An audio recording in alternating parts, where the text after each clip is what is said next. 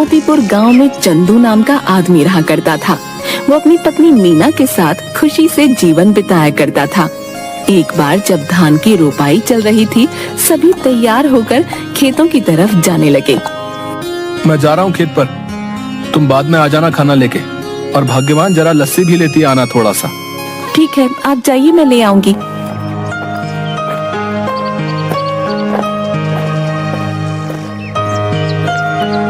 चंदू खेत में पहुंचता है। थोड़ी देर काम करता है, तभी खेतों की मेड़ों पर दो आदमी चल रहे होते हैं। उनमें से एक आदमी छाता लेकर चल रहा होता है।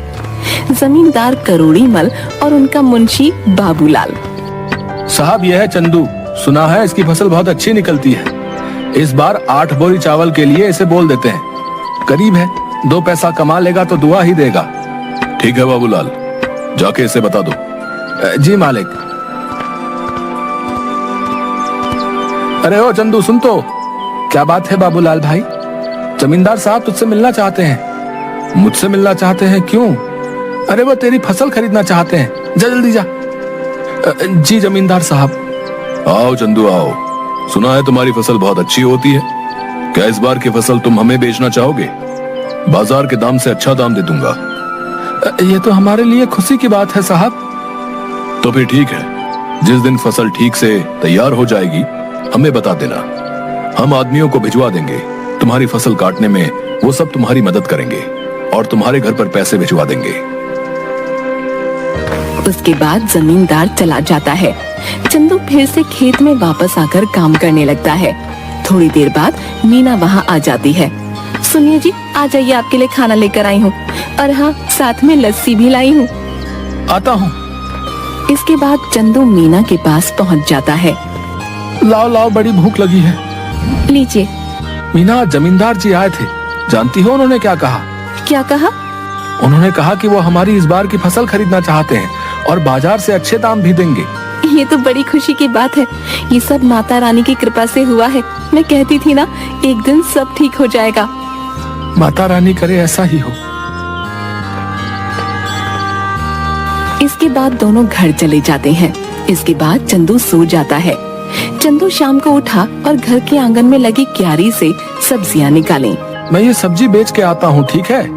सुनिए, आप समय से आ जाइएगा, रात होने से पहले। ठीक है। उसके बाद मंडी में सब्जियां बेचकर वापस आते वक्त एक मछली के ठेले के पास। मछली कैसे दे रहे हो भाई? भाई चंदू सुनो, तुम ये दोनों ले जाओ 100 रुपए में, मुझे जरा जल्दी घर जाना है। ये लो भाई 100 रुपए। आज मीना को कहूंगा मछली के गर्मा गर्म पकौड़े खिला दे।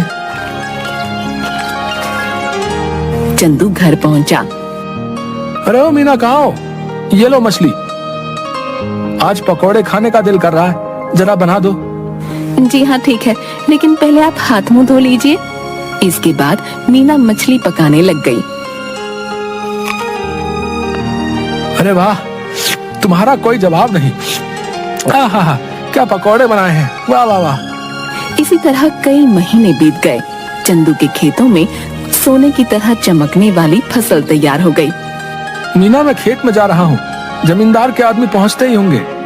ठीक है। चंदू खेत में गया। चल चंदू, तैयार हो जा, बहुत काम करना बाकी है आज। जमींदार के आदमी वहाँ पहुँच गए। चलिए सब काम पर लग जाते हैं। सेठ ने कहा है जल्दी से सारा काम निपटाकर फसल चंदू के घर पहुँचा देना।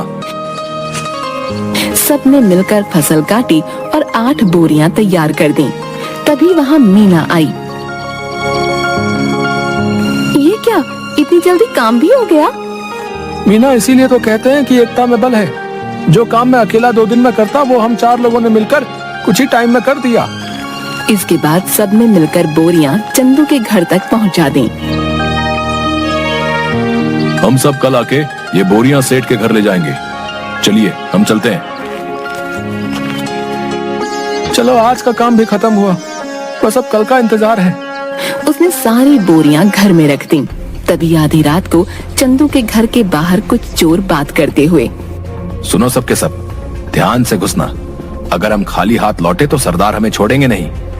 सब धीरे धीरे चंदू के घर से सारी बोरियां चुरा कर ले गए। अगली सुबह चंदू की बीवी, सुनिए जी, उठिए ना, देखिए क्या हो गया। क्या हो गया? चंदू उठिए, उठिए ना। क्या बात है भाग्यवान, ऐसा क्या हो गया जो तुमने सारा घर सर पर उठा लिया है? गोदाम से सारी बोरियां चोरी हो गई हैं। क्या चोरी? कहाँ पे? गोदाम में आइए और खुद ही देख लीजिए। हे भगवान, ये क्या हो गया? जमींदार जी के आदमी कभी भी आ सकते हैं। माता रानी, मैंने किसी के साथ कुछ बुरा नहीं किया, फिर भी मेरे साथ ही क्यों? चंदू घर की सीढ़ियों पर बैठ जाता है। चंदू की आंखों से आंसू आ रहे थे। तभी वहां जमींदार के आदमी आ गए। अरे भाई चंदू, बोरियां तैयार है ना? नहीं भाई, कल रात को ही किसी ने अनाज की बोरियां चोरी कर ली हैं। ये क्या कह रहे हैं भाई? जमींदार जी कहीं गुस्सा ना हो जाए। तुम तो उनका गुस्सा जानते हो ना। चलो उनसे बात तो करनी ही पड़ेगी। चलो अब। चंदू बाबूलाल के साथ जमींदार के घर गया। क्या चंदू, तुम सब खाली हाथ क्यों आ रहे हो? जमींदार जी, कल रात को हमारे घर में चोरी हो गई। सुबह देखा तो गोदाम से सारी बोरियां गायब हो चुकी थी। कहीं तुमने किसी और को तो बेहतर दाम के चक्कर में नहीं बेच दी? नहीं जमींदार जी, मैं सच कह रहा हूँ। सेठ जी, एक ही गांव में रहना है हम सब ने। भला झूठ बोल के कितने दिन बच पाऊंगा? ठीक है, लेकिन अगर मुझे पता चला कि तुमने किसी और को दिया है, तब देखना कि मैं क्या करता हूँ। कुछ दिन तक चंदू और मीना दोनों उदास थे। चंदू सब्जियों को बाजार में बेचता और जो भी कमाता उसे बहुत ध्यान से खर्च करता। चंदू खाना खाने बैठा। सुनिए ना, कितने दिन हो गए हमें इस तरह सब्जियां बेचते हुए, लेकिन हमारा घर मुश्किल से चल पा रहा है। घर के भी हालात ठीक नहीं है। हमारा गुजारा सिर्फ सब्जियां बेचकर नहीं हो सकता। पहले तो अनाज बेचकर हम अच्छे खासे पैसे कमा लेते थे, जिसमें साल भर थोड़ा थोड़ा करके घर चल जाता था। लेकिन अब तो हमें अगली फसल के पक जाने तक इंतजार करना होगा। आप बताइए ना, ऐसे कैसे घर चलेगा? मैं जानता हूँ, लेकिन मैं क्या करूँ, समझ नहीं आ रहा। अचानक चंदू थाली में रखा अचार रोटी के साथ खाने लगता है। अरे भाग्यवान, अचार! क्या अचार? क्या मतलब है? मैं आपको अचार की तरह दिखती हूँ? आप मेरे बारे में ये सब सोचते हैं? नहीं भाग्यवान, मैं तो कह रहा था कि हमारी समस्या का समाधान है ये अचार। कैसे? मेरी बात सुनो ध्यान से। तुम अचार बनाना और मैं अचार लोगों के घर जाके बेचूंगा। पहले हम लोगों को अचार का स्वाद चखाएंगे, उन्हें पसंद आया तो वो खरीद लेंगे। अगर पसंद नहीं आया तो? अरे कैसे नहीं आएगा? मेरी मीना ने जो बनाया है, अंग्रेजी में क्या कहते हैं, फंटास्टिक अचार बनाती हो तुम। है आपने अंग्रेजी कब सीखी? तुम मुझे कम मत समझो। What are you doing? I am very well. देखा? आप तो बड़ी अच्छी अंग्रेजी बोल लेते हैं। दोनों हंसने लगते हैं। इसके बाद मीना अचार बनाने लगी और मीना ने अचार डिब्बों में पैक कर दिया और चंदू चल पड़ा साइकिल लेके। चंदू एक घर पर जाकर रुका। घर पे कोई है भाई? अरे चंदू भैया, आप यहाँ कैसे? ये क्या ले आए? अचार बेचने का काम शुरू किया है, इसीलिए घर घर जाके बेच रहा हूँ। अचार खरीदना चाहेंगी? जरूर, जरा चखाना तो भैया। औरत ने अचार चखा तो उसे बड़ा पसंद आया। भैया ऐसा करो, 1 किलो दे दो। कितना हुआ? 150 रुपए में। ठीक है भैया, अभी पैसे लेकर आती हूँ। चलता हूँ बहन। ऐसे करते करते चंदू दूसरे घर गया।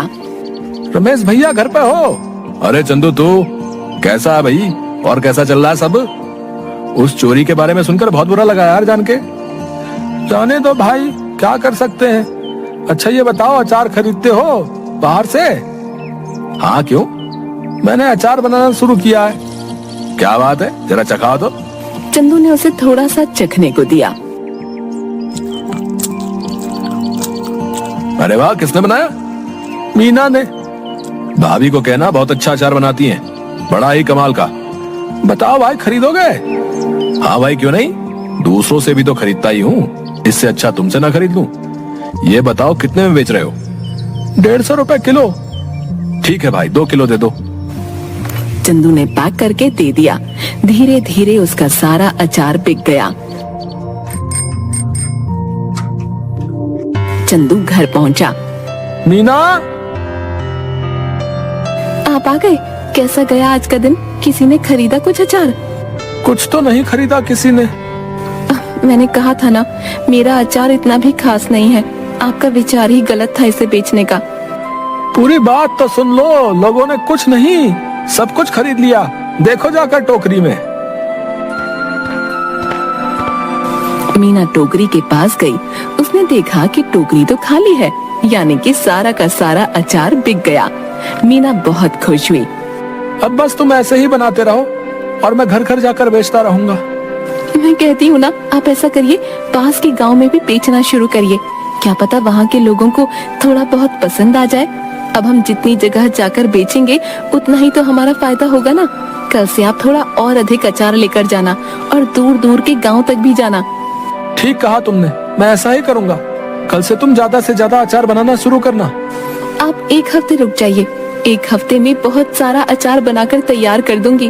उसके बाद आप बेचना शुरू कर देना, क्योंकि अचार पकने में भी तो समय लगता है ना। ठीक है, तब तक मैं सब्जियां बेच दिया करूंगा। इससे हमारा घर भी चलेगा और हमें नुकसान भी नहीं होगा।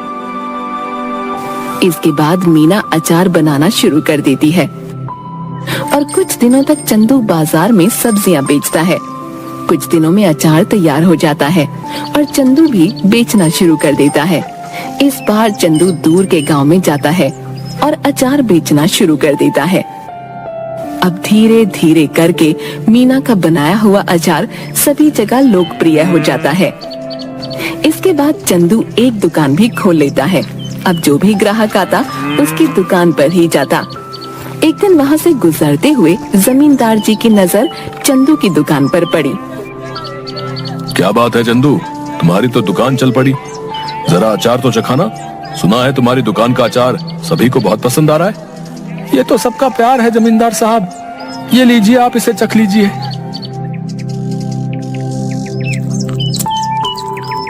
ये तो बड़ा स्वादिष्ट है। ऐसा करो, हमारे घर पर 60 किलो अचार पहुंचा देना। हमारे यहाँ बहुत बड़ा भंडारा है। एक हफ्ते में हम तुम्हारे घर पर कुछ लोगों को भेज देंगे रात को, इसलिए तुम सारा सामान तैयार रखना। जी जमींदार साहब। रात को जमींदार के लोग चंदू के घर नहीं पहुँचे। रात भी काफी हो गई थी। ऐसा करिए, आप सो जाइए। अगर कोई आया तो हमें पता चल ही जाएगा, तब उठकर उनका सामान उन्हें दे देंगे। तुम ठीक कहती हो, सो जाना चाहिए। क्या पता वो आज ना आए। चलो सो जाते हैं।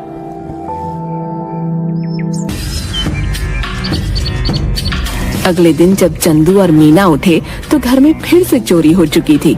इस बार चोरी अचार की हुई थी। सुनिए, घर में फिर से चोरी हो गई है। किसी ने इस बार हमारा रखा हुआ अचार चुरा लिया। चंदू उठा और जाकर अचार जहाँ रखा था वहाँ देखने लगा। मैं जमींदार साहब को बता कर आता हूँ। उन्हें कहीं और से पता चलेगा तो कहीं वो गुस्सा ना हो जाए। ठीक है, आप संभाल लेना सब कुछ इस बार।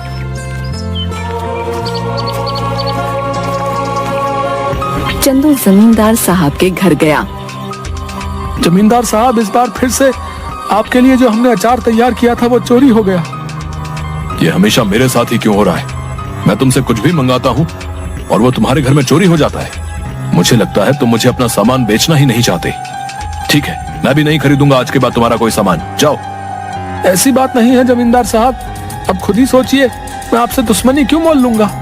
आप चिंता मत करिए, मैं आपके लिए दोबारा से 60 किलो का अचार तैयार करता हूँ। ठीक है, अगर इस बार कुछ हुआ तब देख लेना। चंदू अपने घर गया और सोचने लगा कि अब इस चोर को कैसे रोके। इस बार चंदू ने बहुत सारे मटकों को एक जगह पर रखा और चला गया। अचानक आधी रात को आवाज आई। सारे के सारे चोर दर्द से चिल्ला रहे थे। अब जैसे ही चंदू उस कमरे में गया जहाँ पर अचार रखा हुआ था, तो वहाँ देखा सारे के सारे चोर जमीन में लेटकर चिल्ला रहे थे और अपनी आंखें मल रहे थे। ये क्या कर दिया? कोई बचाओ हमें। पानी पानी दो हमें कोई। अरे हमारी आंखें जल रही हैं। अब आया ना मजा? मेरे घर में जैसे तुम्हें आदत ही पड़ गई है चोरी करने की। क्या मजा आता है तुम्हें ये करके? है इतना दिमाग चोरी में लगाते हो, कुछ और कर लेते ना, अभी तो चैन से अपनी जिंदगी बिता रहे होते। पर नहीं, तुम्हें तो चोरी ही करनी है। लो करो अब। अब चलो बताओ, क्यों कर रहे थे चोरी? ये सब हम अपनी मर्जी से नहीं कर रहे थे, हमें सब करने के लिए बाबूलाल ने कहा था। क्या बाबूलाल? भला उसे क्या जरूरत पड़ गई? ये तो मुझे नहीं पता, आप हमें माफ कर दीजिए, अब पुलिस को मत बुलाना बस।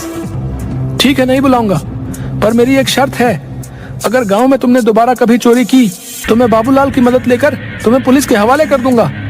ऐसी नौबत नहीं आएगी चंदू भाई, हमें माफ कर दो। इसके बाद चोर चले गए। अगले दिन चंदू जमींदार साहब के घर गया। उसने जमींदार साहब को सारी बातें बता दी। जमींदार साहब, ये बाबूलाल ही है जिसने आज तक हमारे घर में चोरियां करवाई हैं। तुम कैसे कह सकते हो कि सारी चोरियां बाबूलाल ने ही कराई हैं? क्योंकि कल मैंने खाली मटके गोदाम में रखवाए थे और दरवाजे के ऊपर मिर्च की थाली रखवा दी थी। जैसे ही उन्होंने दरवाजा खोला, उनके ऊपर लाल मिर्च गिर गई और उन सबकी आंखों में जलन होने लगी और वो चिल्लाकर पानी मांगने लगे। बस मुझे पता चल गया, मैं उनके पास गया तो उन्होंने तोते की तरह सब उगल दिया। इस बाबूलाल को पकड़ लो और पुलिस को फोन करो।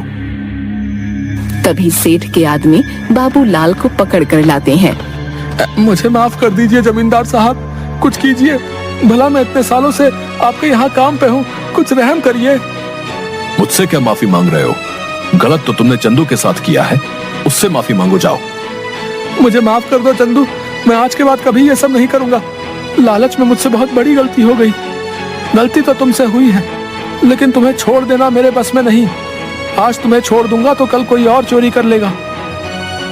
उनके पास एक सबक जाना चाहिए कि जैसा करोगे वैसा भरोगे, इसलिए मुझसे किसी चीज की उम्मीद मत रखो। तभी तो पुलिस वाले आकर बाबूलाल को गिरफ्तार करके ले जाते हैं। भाइयों, अचार ले आओ। बहुत सारे आदमी अचार के भरे मटके ले आए। ये लीजिए जमींदार साहब, इस बार आपके घर में हमारा सामान आखिरकार पहुंच ही गया। ये लो तुम्हारे पैसे चंदू। तुम सच में ईमानदार और मेहनती किसान हो, हमें तुम पर नाज है। आपका बहुत शुक्रिया सेठ जी, चलिए अब मैं चलता हूँ। इसके बाद चंदू अपने घर लौट गया और इसके बाद से चंदू के घर में कभी कोई चोरी नहीं हुई और चंदू का काम बहुत अच्छे से चलने लगा।